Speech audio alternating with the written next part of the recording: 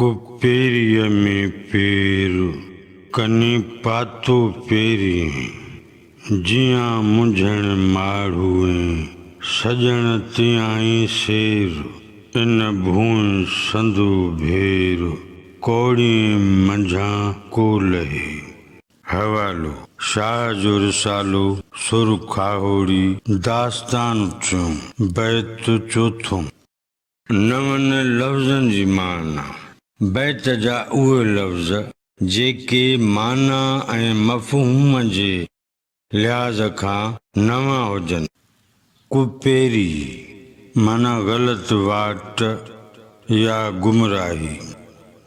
पेरीं पेर या पेचरे ते हलंदड़। हिन बैत मूजिबि माना थींदी सालिक। पेरी पेरनि जे निशाननि वसीले चोरनि जी सही सुञाणप कंदड़। जियां माना जितां। शेर माना शेर।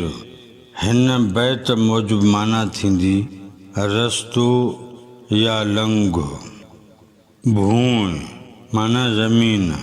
हिन बैत मूजिबि माना थींदी रस्तो वाट या तरीक़ो।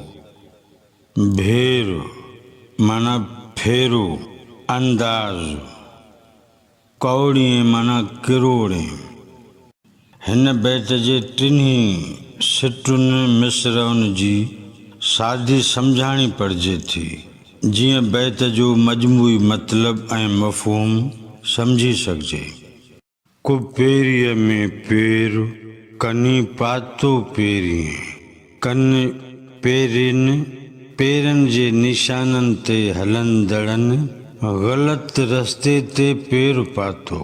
जियां मुंझण माड़ूए सजण तियाई शेर। जितां वेंदे आम माण्हू मुंझी था पवनि साईं जन उतां सिधो रस्तो वठी हलिया था वञनि। इन भूं संदू भेर कौड़ी मंझां को लहे।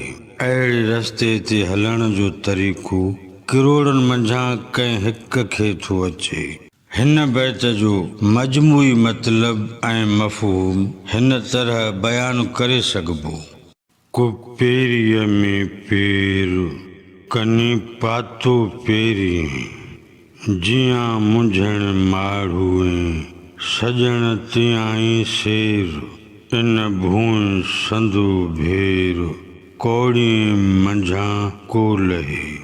कॾहिं कॾहिं हीअं बि थींदो आहे गैर मक़बूल गैर मारूफ़ अंदाज़ उसलूब अपनाया वेंदा आहिनि। गुण जी अहमियत सम्झण लाइ अवगुण करे ॾिसबो आहे।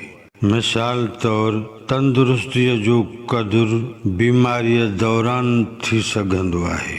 बीमारीअ जी तकलीफ़ इंसान खे किरी परहेज़ करण लाइ अंदरां ई अंदरां ज़हनी तौर ते पाबंद बणाईंदी आहे।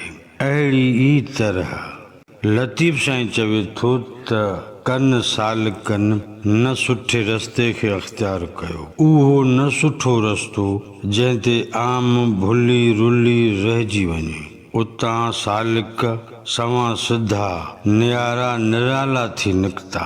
उतां सालिक सवां सिधा निराला नियारा कामयाब थी निकिता। अहिड़नि रस्तनि ते हलण जो तरीक़ो किरोड़नि मंझां कन खे थो अचे।